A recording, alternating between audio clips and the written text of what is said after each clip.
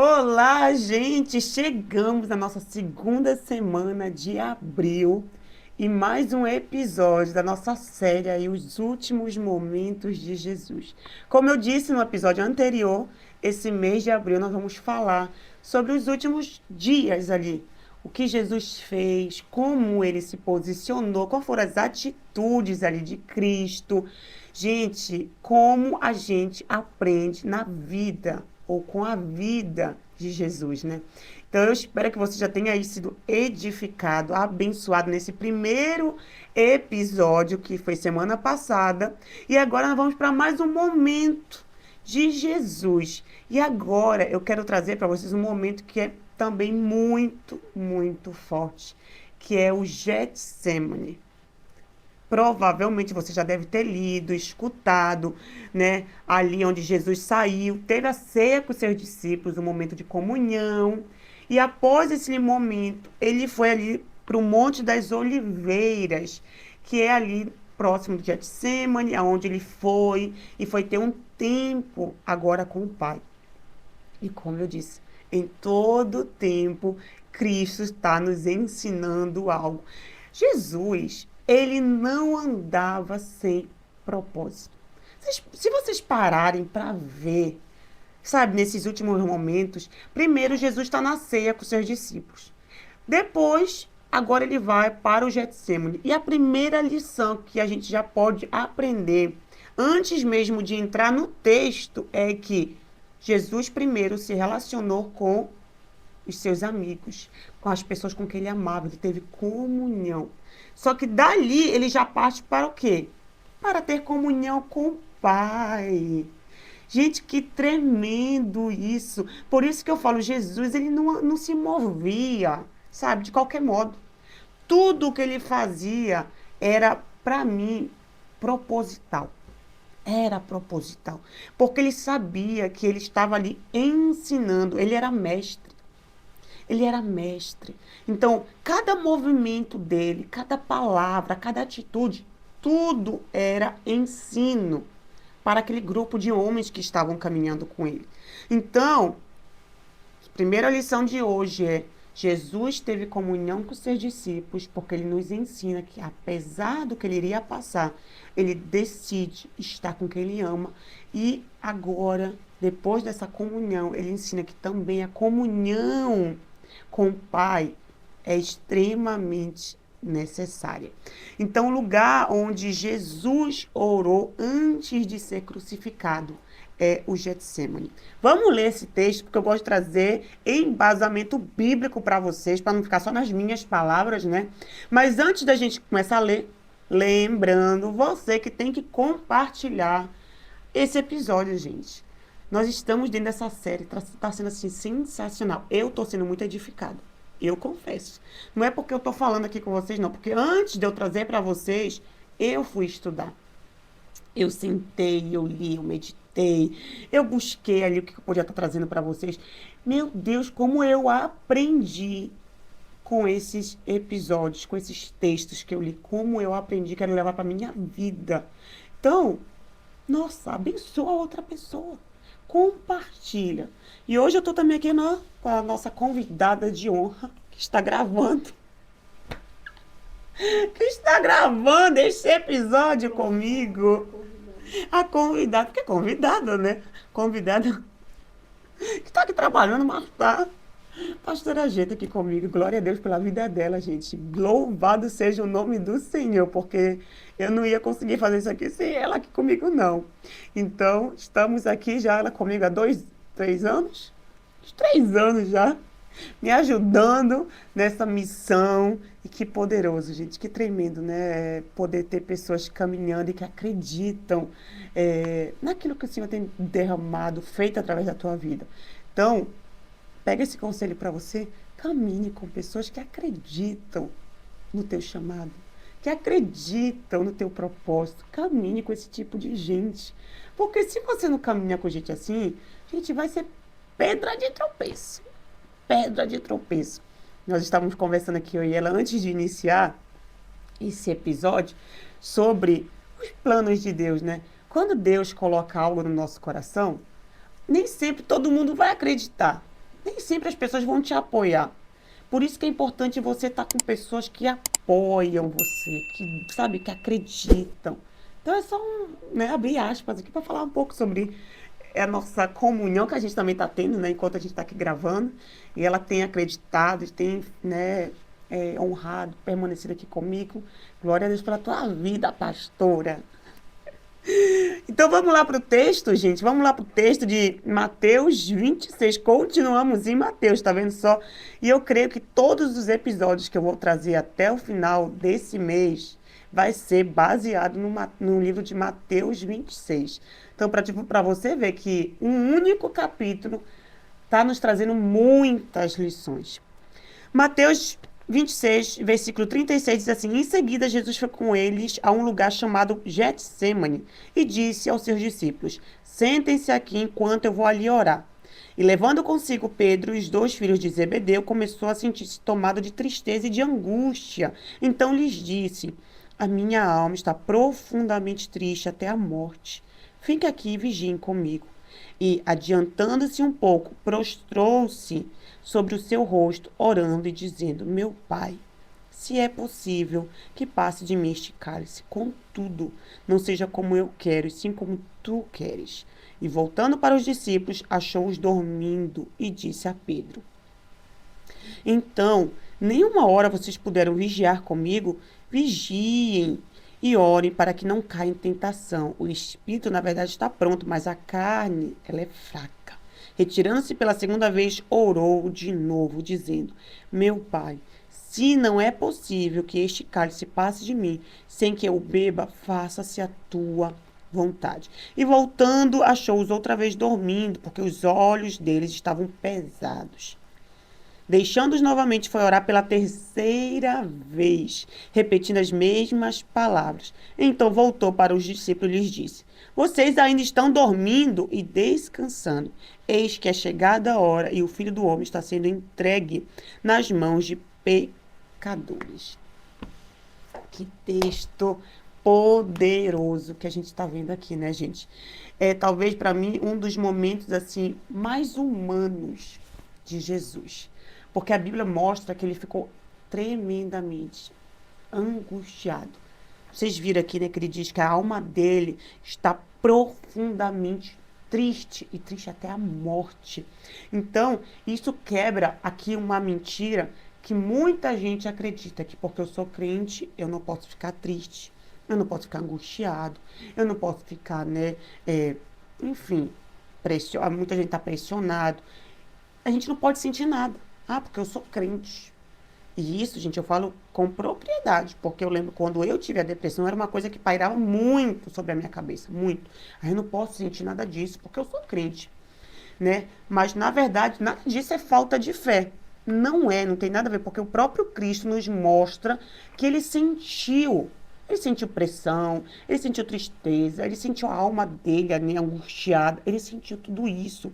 Mas o que foi que Cristo fez com essa montanha russa de sentimento? Ele orou.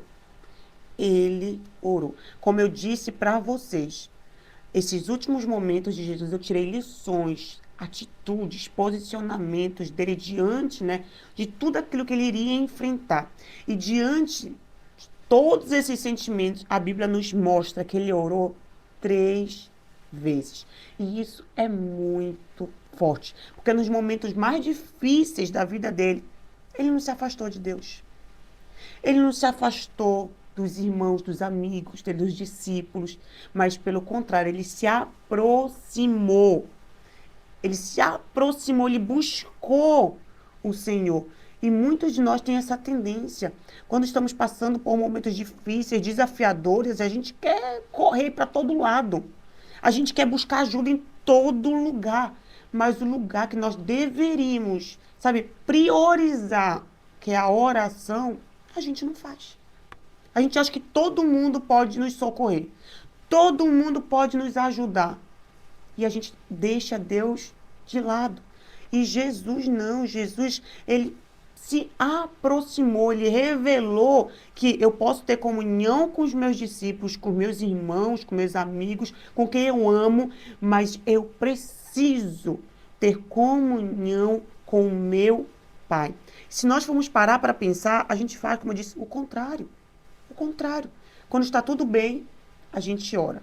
Mas quando a pressão aumenta, a gente fica, né? Quando a nossa mente fica agitada, quando o emocional fica pesado, quando a nossa alma está angustiada, quando o cansaço muitas vezes chega, sabe? Ou as perseguições, a primeira coisa que a gente tende a deixar é o lugar secreto.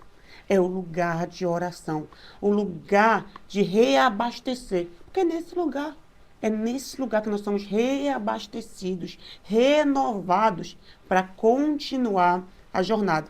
Mas a primeira coisa que a gente deixa é a oração. E aqui no Getsemane, ele nos ensina, o Senhor nos ensina outra coisa, que é nesses momentos como eu acabei de mencionar, que a oração, ela é essencial. A oração, ela é essencial para nós. E olha aqui como Jesus começou a oração dele. Pai, aqui no versículo diz, né? Meu Pai, se é possível, afaste-se de mim esse cálice. Ele não finge que ele é corajoso. Ele não finge que está tudo bem enfrentar, né, ali a cruz, porque ele sabia que ele iria passar pela cruz, ele iria ter que morrer na cruz, ser crucificado. Ele não finge que está tudo bem. Meu Deus, como fala comigo isso, gente? Ele não finge que, nossa, eu amo, o pai está se alegrando. Ele não finge nada. Ele não esconde o que está sentindo, mas ele é sincero. Ele pede para o pai. Pai, se possível, afasta de mim. E aqui é uma chave muito importante para nós aprendermos com a vida de Jesus. A oração não é performance. A oração não tem que ser algo bonito. A oração tem que ser palavras, sabe? Não. A oração, ela é um relacionamento. E o que é um relacionamento? Um relacionamento é onde duas pessoas conversam. É uma via de mão dupla. Não é só eu que falo. O outro também fala. Não é só eu que decido. O outro também tem que aprender, tem que decidir, tem que ter o poder de decidir. Não é só eu que escolho. O outro também tem que aprender a escolher, sabe? Então, isso é relacionamento. Então, Jesus, ele nos ensina aqui no Getsemane que apesar dele estar ali pedindo para o Pai, sendo muito sincero, Senhor, se possível, afasta de mim. Afasta de mim. Olha a sinceridade de Jesus. Ele sabia que foi para isso que ele veio. Mas ainda assim ele pede, Pai, se possível, afasta de mim isso. Que sinceridade. Isso é intimidade. Isso a intimidade faz. Isso que a oração faz. Porque quando nós não temos intimidade, a gente não tem coragem de pedir isso para o Pai. Nós não temos coragem. Então, você não precisa chegar forte diante de Deus. Você não precisa chegar, né?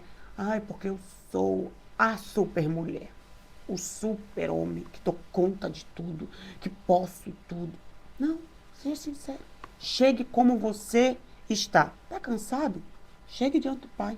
Está confuso? Chegue diante do Pai. Está sobrecarregado? Chegue diante do Pai. Está sem entender nada? Chegue diante do Pai. Tá, sabe, doendo? Chegue diante do Pai. Tá querendo desistir? Chegue diante do Pai. Mas o mais poderoso não é como a oração de Cristo começa. Não é como a oração de Cristo começa, mas é como ela termina. Porque a oração tem o poder de nos alinhar com a vontade do Pai. Pega isso aí. A oração, o mais poderoso da oração, não é como ela começa. Porque muitas vezes nós começando, né, dentro da nossa sinceridade, abrindo nosso coração para o Senhor, com vontade de desistir, de chutar o balde, sabe, de querer matar alguém. Mas a oração, ela tem esse poder de nos alinhar com a vontade do Pai. Então, Jesus termina dizendo aqui, mas que... Cadê, gente? Contudo, não seja como eu quero, e sim como tu queres. O outro momento ele fala que não seja feita a minha vontade, mas seja feita a tua vontade. E aqui tá, gente, a virada. A virada. A situação mudou? Pergunto para vocês. A situação de Jesus mudou? O Pai afastou o cálice dele? Aí o Senhor desistiu dele enfrentar a cruz? Não. Nada mudou. Sabe? A cruz continuava lá, o processo não foi cancelado. Não foi. Mas algo dentro de Cristo mudou. Ele se alinhou com a vontade do Pai. Como eu disse, a oração, ela tem esse poder. Ela não serve só para mudar as circunstâncias à nossa volta. A oração, ela não serve só para mudar as circunstâncias, sabe? Ou como nós estamos, mas ela serve para alinhar o nosso coração com a vontade de Deus. E tem gente que ora querendo sair do processo, mas Jesus, ele orou para permanecer no propósito. Então, se você tem feito essa oração, já começa aí mudando hoje mesmo. Senhor, se possível for, afaste-me, se não, que seja feita a tua vontade. E isso, né, confronta muita gente, confronta. Porque para a gente é mais fácil pedir. Meu Deus, eu estou sofrendo, me tira desse lugar. Senhor, eu não aguento mais isso. Jesus, ele era maduro. Jesus era um homem maduro. Por isso que a oração dele falou, Senhor, se possível, afasta de mim, mas que contudo seja feita a tua vontade. Isso é maturidade. Mesmo ele sabendo que a vontade do Pai era a cruz. Isso é maturidade. Entender e aceitar o propósito. Então, o problema, né, muitas vezes não é o que a gente está vivendo, mas é não aceitarmos que isso faz parte do propósito. Isso faz parte do processo. Só vive o propósito quem suporta o processo.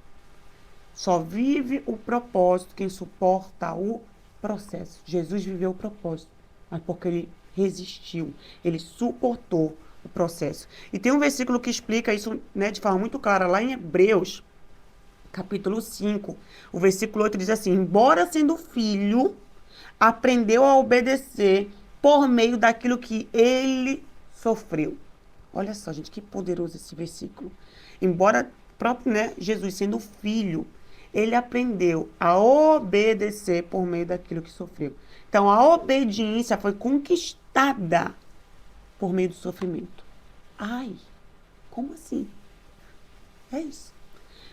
A obediência foi conquistada por meio do sofrimento. Então, Jesus não só falou sobre, né, não só nos ensinou sobre obediência, mas ele viveu na prática para nos ensinar que você só aprende, você só conquista a obediência por meio daquilo que você passa. Quando você passa, você é aprovado, então você aprende. E isso muda tudo. Porque a gente quer obedecer quando tudo está bem. Quando tudo é favorável, quando tudo coopera. Aí a gente quer o quê? Obedecer. Mas não é assim que funciona na prática com Cristo. A obediência é conquistada por meio daquilo que você sofre. Por meio daquilo que você passa. Então, quer ser obediente, quer aprender sobre obediência? Aceite o processo que você está enfrentando. Aceite o processo. Mas o processo é dolorido. O processo está custando. Aceite o processo. Porque dentro desse processo, o Senhor está te ensinando sobre obediência. E não pense que Deus vai te isentar disso, não. Se ele não isentou o próprio Filho. Se o próprio Cristo, que era o Filho de Deus, não foi isento do sofrimento, por que você espera que Deus vai te isentar? Ele pode te dar graça. Ele pode te favorecer, ele pode te dar suporte, pode te renovar nesse processo, mas ele não vai te tirar do processo. Ele não vai, porque é por meio desse processo que ele está te ensinando sobre obediência. Então, a obediência, a verdadeira obediência, ela é revelada ali na pressão. É na pressão que vai ser revelado se você de fato obedece ou não. Nós vemos isso aqui na vida de Jesus. Jesus, diante da maior pressão da vida dele, a cruz do Calvário, ele podia dizer: Pai, eu sinto muito, mas eu não vou aguentar isso aqui não. Eu vou correr. Eu desisto. Porque, gente, não era qualquer pressão. Não era. Ele sabia que ele ia enfrentar. Em poucos minutos, ele sabia. Mas foi dentro dessa pressão que ele decidiu obedecer ao Pai. Então, a oração, ela não é uma fuga para nós, mas é um lugar de sustento, é um lugar de renovo, é um lugar de alinhamento com o propósito de Deus, com a vontade do Pai. Isso é a oração. Então, ele te fortalece quando você não tem força, te dá clareza. A oração faz tudo isso, tá? Te dá clareza quando você está confuso e te mantém firme quando tudo dentro de você quer o quê? Desiste. Quando tudo de você grita para desistir, não dá mais, não aguento mais, já chega. Quem nunca? Quem nunca fez essa oração? E tem um outro detalhe aqui que é muito real, né? Jesus chamou também os discípulos para orar com ele. Mas eles o quê? Dormiram. Dormiram. E isso é muito interessante, porque em momentos de pressão, em momentos, né, de Getsêmanes que a gente pode passar, nem sempre as pessoas estarão disponíveis para nós. Nem sempre. E tá tudo bem, porque existe um lugar onde você nunca estará sozinho. Existe um lugar onde você sabe para onde correr, né? Jesus ficou ali sozinho, mas não ficou sem a presença do Pai. Deus não se ausentou. Deus permaneceu com ele até o último minuto. E talvez você esteja vivendo um momento assim, né? De cansaço, pressão, sabe? Sem entender nada o que você está vivendo. Meu Deus, eu estou no Getsêmani, pastora. Literalmente eu estou no Getsêmani.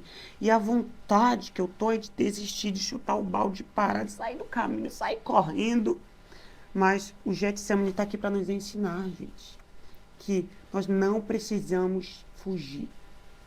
Não fugir do Getsêmani. A gente precisa fugir para o Senhor. Precisamos orar. Orar. Assim como Jesus fez no momento de maior dor, maior sofrimento, maior angústia, maior pressão da vida dele. Ele não fugiu, mas ele orou. Então não é sobre sentir, não é sobre se afastar, mas a oração não vai nos tirar ali da pressão. Ela pode talvez dar uma amenizada, mas não vai deixar de existir. O Senhor, né, ele nos dá força para a gente não sair do propósito. Então, se você está vivendo um momento assim difícil, o meu conselho e, né, juntamente com a lição que a gente aprende aqui no Getsêmani é: se aproxime de Deus. Mesmo cansado, mesmo sem palavras, mesmo sem entender, tá? Mesmo diante de todo esse cenário que eu já mencionei para vocês antes, busque ao Senhor, se aproxime dele. Se aproxime, porque foi exatamente isso que nós estamos aqui aprendendo com Jesus. Ele se aproximou do Pai. E se ele precisou da oração para permanecer, quanto mais eu e você. Quanto mais nós, né? Então, que você possa aprender com mais essa, né, atitude de Jesus, que diante da maior pressão da sua vida, não corra, não fuja e não desista, mas busque o Pai em oração. E ele vai te fortalecer e vai te alinhar com a vontade dele. Amém? Que Deus abençoe a tua vida. Nos vemos num próximo episódio, seguindo essa série dos últimos momentos de Jesus. Se ela tem te abençoado, lembre de compartilhar, de enviar para outras pessoas, tá bom?